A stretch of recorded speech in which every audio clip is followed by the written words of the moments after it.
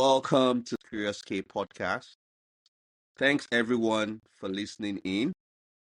If you're joining us for the first time, my name is Kolakbo and I'm your host.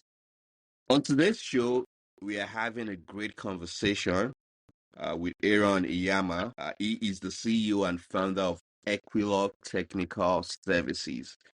And EQUILOG has been providing technical training for skilled workforce for safe handling and operation of heavy machinery. They also provide simple, hassle-free solutions to sell, rent, different kinds of heavy equipment. And I've known Aaron, I think like 4 years now, and I think he's been working, doing an amazing job building Equilog to a very reputable organization. So, Aaron, welcome to Curious K podcast. Thank you, Mr. Kolakwo, and thank you for the great work you're doing in your podcast. Thank you so much for having me. All right, it's an honor to have you on the show. So let's get into it. How are you? How are you doing today? Very well. The weather is quite friendly, much sun. I think it's a very good weather for us to do something, add more value to what we are doing at EQUILOG Technical Services. Absolutely. All right. And so, Aaron, could you tell us a bit about your journey, and what inspired you to start Equilog Technical Services Limited? I know we've had this conversation and it's a very interesting story. So I would just like for you to share that journey with us. Thank you once again for this opportunity. The history, the journey of EQUILOG Technical Services Limited started way back. My friend and I, that's Michael Okocha, both graduates of the University of Port Harcourt. We had to come together because we were in the same predicament of unemployment at a certain point in life. We started freelancing and marketing, heavy machinery, petroleum products, and so on. And from the onset, we observed this gap in the logistic sector. Even after brokering, some companies have it difficult to find, manpower, talent to operate this machinery. And they were even, the way they saw us handle the machine, they were kind of, can you help us with operators? Why some others, they were like, we have this machine, we bought this machine, but few months, the machine ran out of service. So we kind of visit their site, have a word or two with the operators, and we discovered that they actually employ these operators from the roadside. So before we could intervene, they saw the knowledge gap, the capacity gap between we who are engineers and those who are just without the technical depth of this this machinery, the systems that run through this machinery. So immediately it was an eye opener. We were able to identify the skill gap in the labor market, and it was not just limited to that company alone. Even in the petroleum, oil and gas industry, the logistics, getting trucks to lift your product, getting machineries for projects. So because of fragmented market in Nigeria equipment business, there are a lot of opportunities that until you are into the sector, into the industry, you won't be able to know. So that is how we got the idea to start EQUILOG. Yes, that's a very interesting story, right? But I want us to know, you mentioned unemployment at a point and you were just curious, that what can I do next? I mean, how can I add value to my community? I would like you to just touch more on that transition. What was that transition like for you? Have you been running businesses in university? What's your background in terms of entrepreneurship before Oh, thinking, oh, I just have to do this? I mean, we have to make money, we have bills to pay. What was that transition like? What was the defining moment? You know, that made you just pursue, you know, that kind of industry to build something. all right. Thank you. After our graduating from University of Port Harcourt, I work at the Port Harcourt Petrochemical and Refining Company at Iyama. That is the refinery then. My work was very brief. And after I was at the process unit, safety of the process unit, and after we were disengaged, then unemployment is not, just staying at home. Unemployment is not, what people we can really identify with. So, and we didn't just want to stay at home, and we know that at least we have to keep body and soul intact. Just the passion to create value, because we are not being paid. So staying at home was not an option because of the stigma. As an elder brother, as an elder person in the family, we want to create a difference.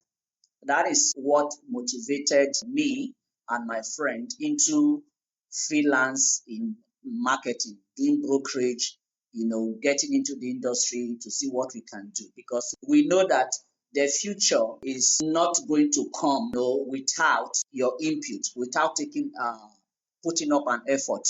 So from the onset, we understood that creating a value is the core of our profession as engineers. So we were just looking for how to create value, get busy, and see what comes out of it. Absolutely. And I like that. I like that story. The fact that, I mean, you're able to emphasize value, you know, getting out of the building, understanding that, okay, if there is no job, I have to create something for myself. I think that's a very inspiring story.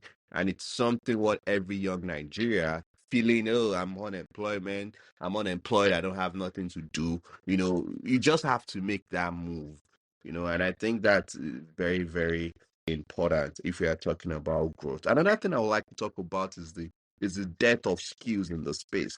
You mentioned some of these initial uh, business owners. They were working with roadside operators. The equipment were going out of service almost immediately. Can you tell us about the death of skills in this space? And what do you think the future is like? And why should young people be thinking about starting a career in this space? What are the opportunities? Well, I will say that there is a gap.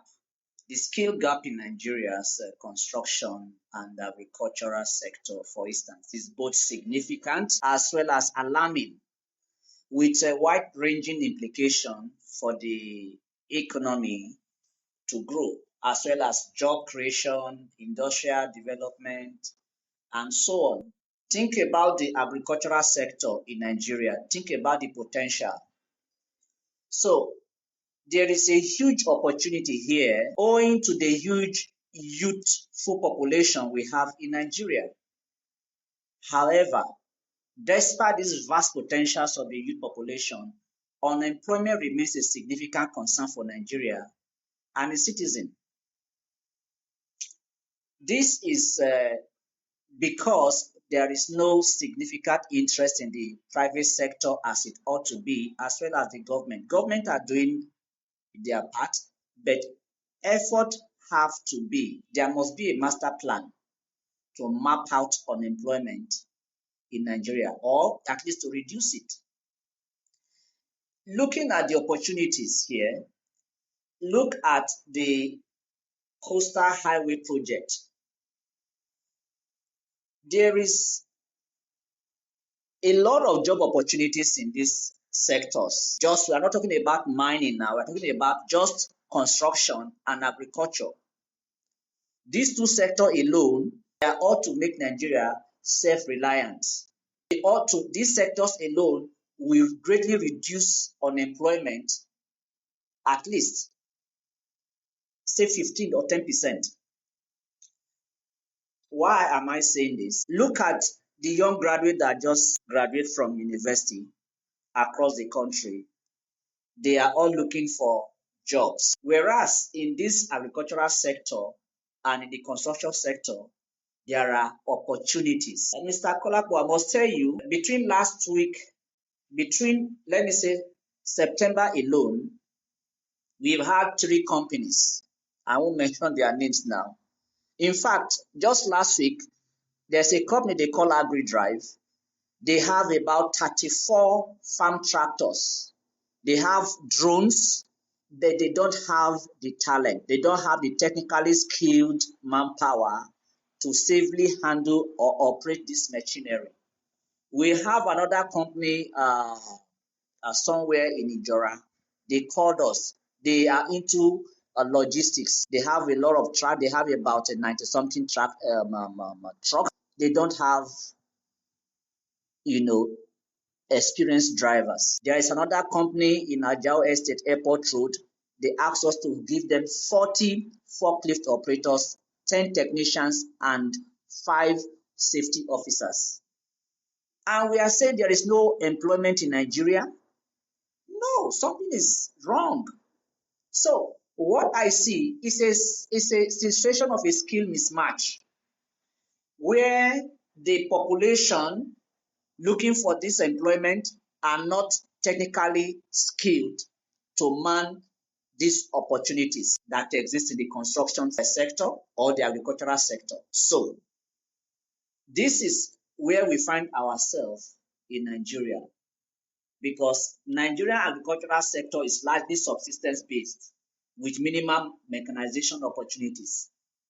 There is a lack of skilled operators for agricultural machinery and tools, maintenance technicians, limited, post-production, processing, and irrigation systems. So there is a lot of opportunities. There's a lot of opportunities both for government, the private sector, as well as the youth themselves. Because what we have seen, what we have experienced as EQUILOG is that we have people, Nigerians, who have, woken up to this challenge. They come and get equipped with this skill. They save enough and come and acquire this skill. And today, they are gainfully employed almost instantly. If you check our page, there is a lady, Blessing Edding, a single mother, a mother of 2, who came to learn forklift operation. Today, she has changed job up to 3 times. Now she work with a Sakol. So any youth that comes out and say there is no job in Nigeria is not well informed. So how do you think we can make that happen, right? I mean, one of the most powerful things you've mentioned is there is a mismatch. There is a mismatch of skills. I mean, what people are taught in the university is different from the reality outside of the university.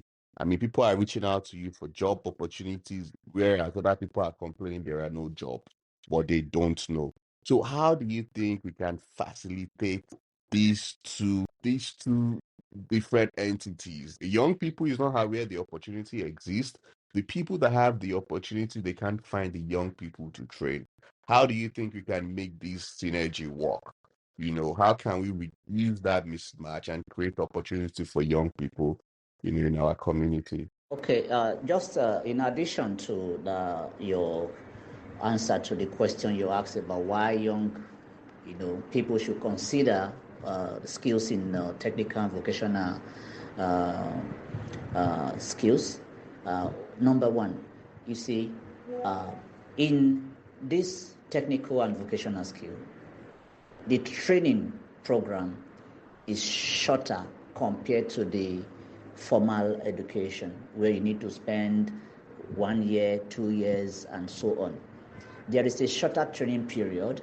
There is a high demand for skilled workers, both local and abroad, because technical vocational skills are often in high demand in industries like construction, automotive, manufacturing, ports management, logistics and supply, and agriculture. Then there is also a high earning potential. There is job security, And this is a skill you learn with your hands. The education focuses on practical, hands-on learning. So you can concentrate because it's not theoretical. It's 75, if not 85% practical. So there is physical engagement between you and the machine, and it's easy, very easy for you to learn. And you can also boost your learning by watching the videos. You understand? So above all, there is a huge demand because it's a global industry. So there's opportunity for you to earn wherever you are. You are valuable to that economy. So there is nothing like racial stigmatization when it comes to your skills. So many technical and vocational careers offer competitive wages, often higher than entry-level positions like college graduates and so on. So this is why skilled tradespeople earn substantial incomes both locally and abroad. Like I said, but because there is no media focus, these benefits are lost to ignorance. So this is why I believe young men and women should consider opting for equipping themselves with skills in the technical and vocational trades. Thank you. Thank you, Mr. Kolakbo. First of all, looking at the curricula from our higher institution, there have to be a revamping of that curricula to address specific skill gap in these sensitive sectors: agriculture, construction, mining, logistics and supply. This will significantly enhance productivity, innovation, and also remove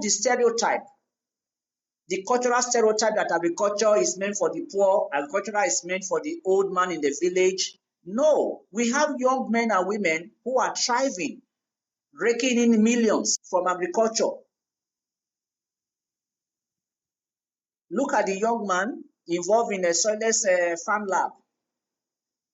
There are so many testimonials to prove this point. Secondly,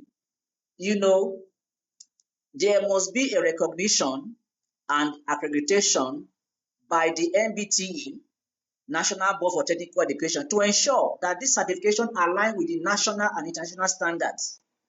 And they must be industry recognized certification, which will keep improving the employability and boost credibility of the programs. Then, apprenticeship. There must be a national attention, a national program that makes jobs available. I'm talking about mentorship program, so that this trainee, upon their graduation, they are matched with companies who can groom them so that they could also be able to pragmatically deploy their skill into the work environment to build their credibility and confidence. So this alone. Then from the information aspect, there is job for both women and young men, because it will surprise you, as popular as drone is, there are still problems getting young men to take up such, why? Everybody, of course, drone is something that resonate with the young lads. However, because of there is no awareness, so they don't know how to come in. They don't want to know, okay, this skill, even if I invest in learning it, will there be an opportunity? Will there be employment? So this is where information have to, government have to invest in informing the young people about the opportunities. There are so many young people who are not happy about unemployment and they are ready to take up this job. However, there must be some soft landing for them. So this apprenticeship scheme, every state of the federation have to have a policy that will enable these people upon their graduating, they have a place where they can be matched, companies where they can be matched with, so that they can at least get some experience before full employment. Yeah, absolutely. I think that's a great idea, and thank you for sharing that, right?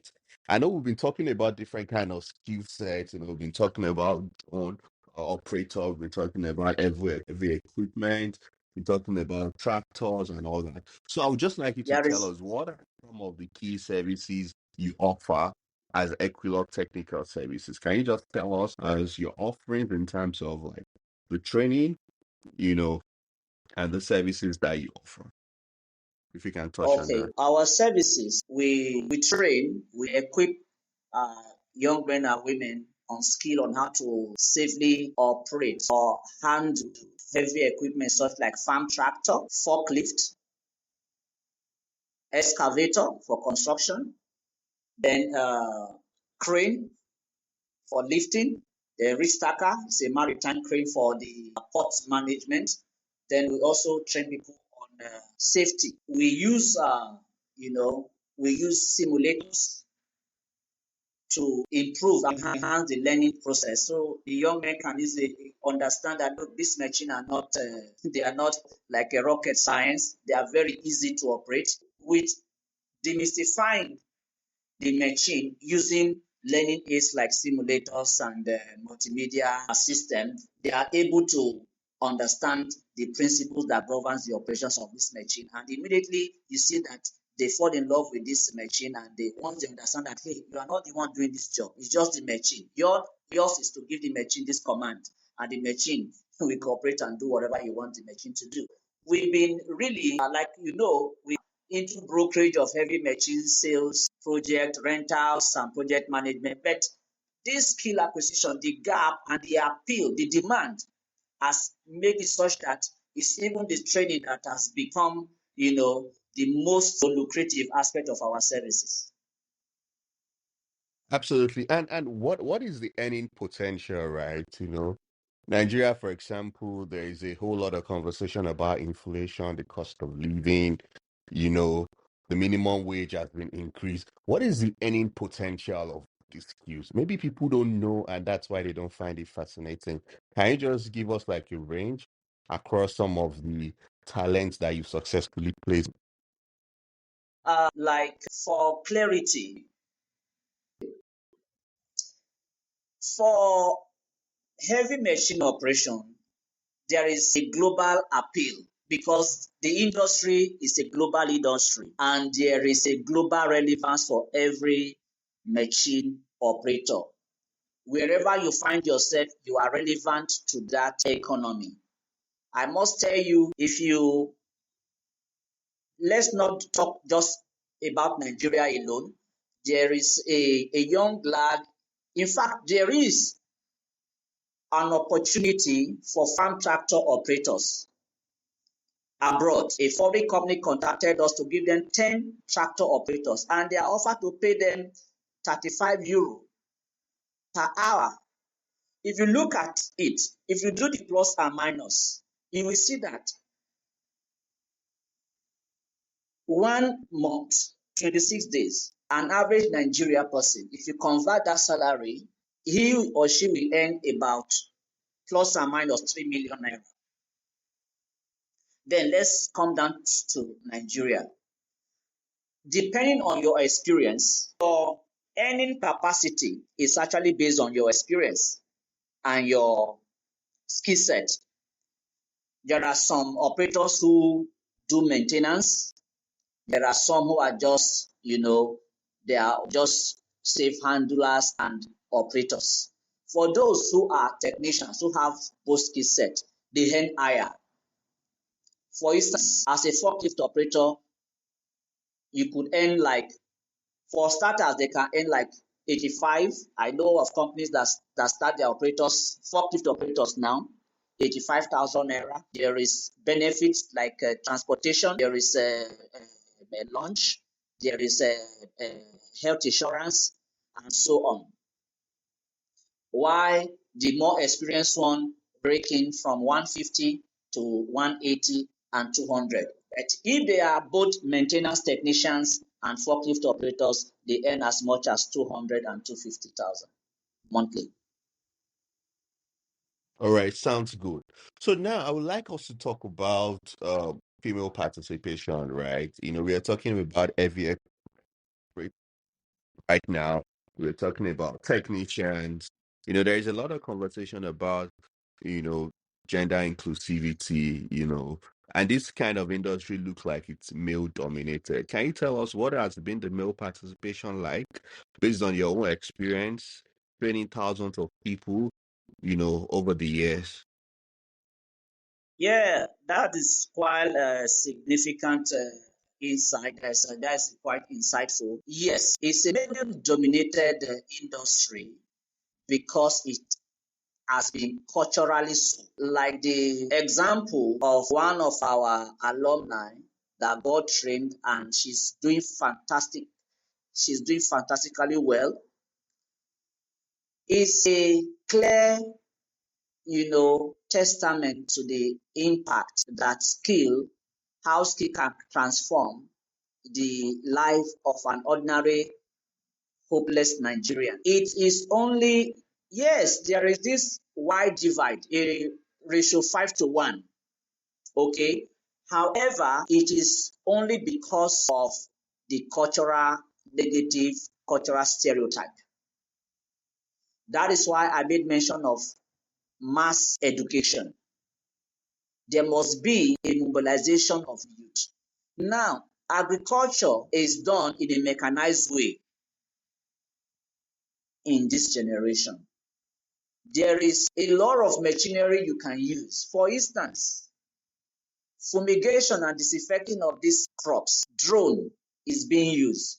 For mapping, instead of taking rope and measuring the land, drone technology has been deployed to do such task. So the farm work is no longer labor intensive as they know it to be. Rather, it's more technology intensive. So these are where information have to come into place, because until you are into the industry, you will not have these facts. So it's a situation of facts against stereotype. So, and the incentive is that there is opportunity because it's not a sector where everybody is going into. You understand? So the youth have the opportunity to come into this industry and hit it with the right skill, and before you know, they can pay their bills and sustain themselves and their families without even traveling abroad. Okay, so these are areas where both government and the private sector have to collaborate to stem this negative stereotype, depriving us from sustainability in our agricultural production. Yeah, so I would like you to talk about, like, when you mentioned traveled abroad. I remember a story you shared with me. This was like a couple of weeks or months ago when we were having a conversation, and it's about someone that was working in an organization in Europe. Can you just share that story? And there was a need for a talent in Okay. that space. Yes, I remember the young man came, traveled down to Nigeria from South Korea. He is a supervisor, and he was to the company. I think they are a logistic and supply, and they have a lot of orders. And the only forklift operator they was sick, and he was there was this young lad from Ethiopia, and they were to interview him as a office assistant. So in the course of the interview, the CEO came in because there had been, complaints from a client about delayed delivery, and lo and behold, when the CEO came talking to the supervisor, and the The applicant observed their unease and he up to speak with them, and nobody gave him attention. At the end of the day, he was able to get their attention, and he told them, I hear forklift. I said, yes, what about forklift? And long and short of this story, the young man signified that forklift is actually his hobby. He's been operating forklift at home. And they said, they brought him to the machine. I said, this is what we are talking about. So that he said, yes, yes, this one. He started demonstrating what he has been doing with the forklift. Lo and behold, they brought him, they allow him to step into the machine. He did everything perfectly. This man was interviewed as a forklift operator. Meanwhile, this supervisor, the warehouse supervisor that had no skill, the pay that was approved for this Ethiopian young man was times two of his own salary. Invariably, he knew that his job is at risk. So this goes to point to this same direction, that skill is very, very important. There must for every young man. Do you know this? Majority of people that even come to learn, they are even from the ages of 30 and above. Why? Because maybe their certificate must have failed them, society must have failed them, and they have seen. There is another one that came in all the way from Dubai to come and get this skill. Why? The construction company has so many cranes, but just two crane operators. And the company treats these crane operators with a lot of respect and honor. In fact, they are living in a five-star hotel, fully paid by this construction company in Dubai. They have all manner of cranes, but very, very limited operators. So the end of the story is that this man, upon him coming to Nigeria to learn this skill, he was very happy because he knew the kind of respect he will command when he returns back to his workplace. So there is a global shortage of skilled labor because of the effect of COVID-19, almost wipe out the old men that I used to be literate, because the appeal, youth appeal for this industry is not there because of ignorance. So this is where Or would you say because people will prefer remote jobs? People love working remotely. people no, see, it is what the society there has been. It's because the information has been on tech jobs, content creation. You understand? And there Yeah, is no focus on the traditional agriculture, how technology has modified labor. Nothing, no information. People are only caring about skills, making creative industry, the move industry, the what do I call it now? The showbiz. So you see, Nigeria has to wake up because the future of our industries is dependent on the technical and vocational skill sets. absolutely, absolutely. Well said, Mr. Aaron. Right. I think it's important, for us to, and that's the essence of why I started Curious K podcast, right? To be able to have this kind of conversations, you know, so that policymakers, entrepreneurs, young people can see the opportunities that exist, right? It's not all about tech like you mentioned, all about tech skills, software, although there are a lot of opportunities there, right? But what about vocational skills? There are a lot of opportunities in vocational skills. Like you said, these guys are chilling in a five-star hotel because they can operate a crane, right? Yes, How many people have that kind yes, of yes. information? So I think we just have to keep, you know, talking about it, sharing the good news, the success story. So a lot of young people can see the opportunity here, and they can diversify their skill set. You can even be a software engineer and still know how to operate a crane. All right. And it's just a skill you have. Like they say, no knowledge is ever is ever of waste. So thank you very much True. for sharing that. So let's just quickly talk about certifications, right? To talk about some of this training that you offer. Do you have any form of international certifications, that just shows the credibility of your work? Of course, we work with international learning partners like the Skill Development Council of Canada. We partner with them, so we are one of their accredited learning partner here in representing them in Africa and in Nigeria, to be specific. All right, absolutely. And that reminds me, all right. When we were working together on a project, as it was in last month, and I came across a research, in Canada, right, that there is some like construction project they had to stop because there were no talent to work on those projects, road construction. There were no True, talent to work. true. So when you mentioned, can I just kind of remember that time, when, I was having like that consulting gig, with your organization, and I came across that data, and it was just really fascinating that a company had the project worth millions of dollars. All right. And midway into Yes, the project had to shut down because why? No talent. Where are the operators that can, yes, shortage of skills. yeah, Yes, so it just shows the opportunity that exists in this space. So let's talk about some of like the biggest challenges you faced, right? You've been building Equilog for like 10 years now.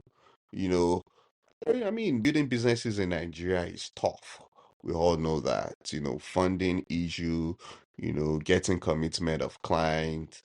What are some of the issues that you faced, and how have you been able to overcome them? If you can just touch on briefly on that. well, just as you rightly said, doing business in Nigeria is quite challenging. However, we've been able to navigate, the terrain with a partnership. So, looking at the challenges, the major challenge we've been facing is there is so much youth who are interested in taking up skills. However, the training cost is quite expensive, which is a reflection of the economic situation in Nigeria. For instance, the forklift operators training when we started used to be 65,000 naira, but today is around 180, which is the When was cheapest. That that? is, When was it 65,000? What year was that? I think, 2020, Like 4 years ago. 2023. 2023, from 95 it was 120, but 2024, from 150 straight to 180, and there's we are, if our proposal, if we are able to get approval for proposals, I think that cost will come down. But for now, that is the list. When you talk about crane is 450,000 for a course of 3 months. Stacker is 500,000 for a course of 6 months. Truck driving is 600,000 for a course of 3 months. So, how many Nigerians unemployed will be able to meet that training cost? And they will still have to. There is no accommodation, there is no feeding. Then they still have to get their own training kits, safety kits rather. So the challenge is a lot of companies are looking for talent, but we are not able to, the churn out rate is very low compared to the demand. This is because our partners who used to send equipment to us here from abroad, so that we could manage this equipment. We use this equipment for projects, we use them as well for training, we use them also because we operate a work-based training where we train these trainees, and we also deploy them into projects so that they have a first-hand experience of the workplace challenges and what they are required to do. So this is what make EQUILOG stand out. However, because of the forex challenges, they bring in equipment for you to send money back for them to do further transactions. You are facing a huge red tape requirement and bottlenecks. So this has made us, you know, deprive us of opportunities.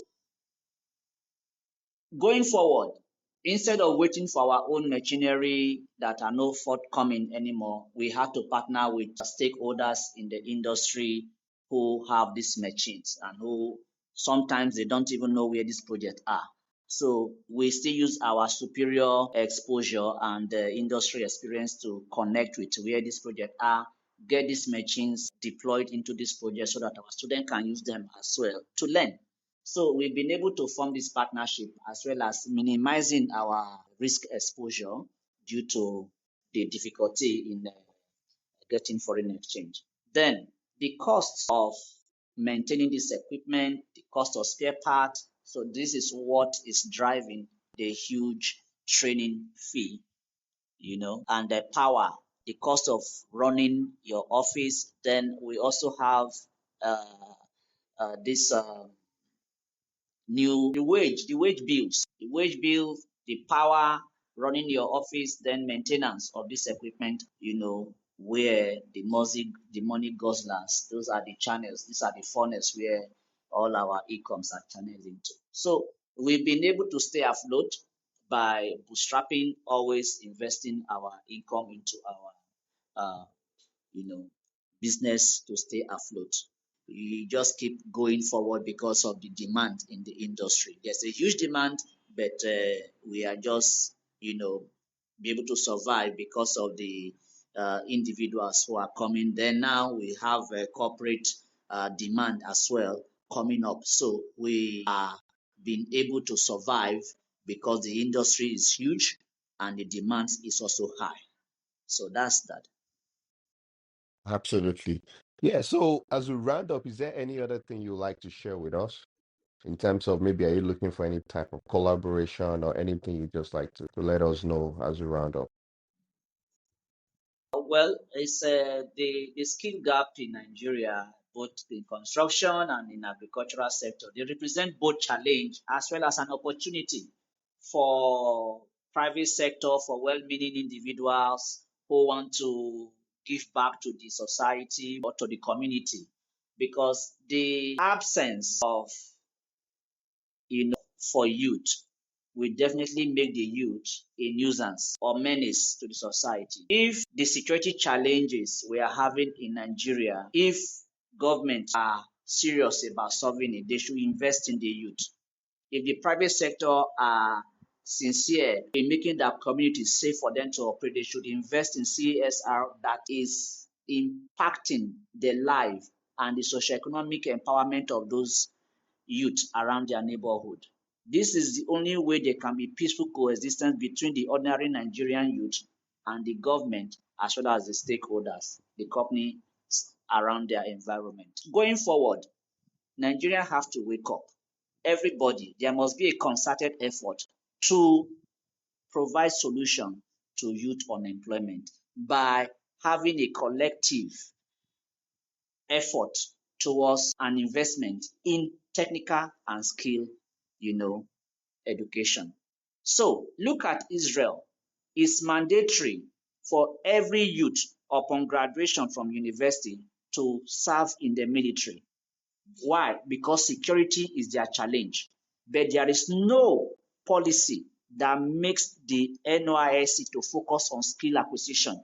This is where government should look inward and make a bold step to addressing unemployment, especially among the youth. Thank you, Mr. Kolabo. Absolutely. Thank you very much, Mr. Aaron Iyama. This has been a very wonderful, awesome, insightful conversation, and I can see your passion flowing through in terms of passionate you are in terms of transforming the lives of young people on the continent, in Nigeria, and the impact you've done. I mean, you've made so far. So I wish you nothing but the best. as we keep building EQUILOG Technical Services. Thank you once again for joining us today on Curious K podcast. Thank you, Mr. Kolakbo. Thank you to Absolutely. your team Thank as you. well. Thank you, listeners. Thank you for joining us today on another episode of the podcast. You know, as we say on Curious K podcast, always stay curious. And don't forget to share this with your friends. See you next time. Bye bye.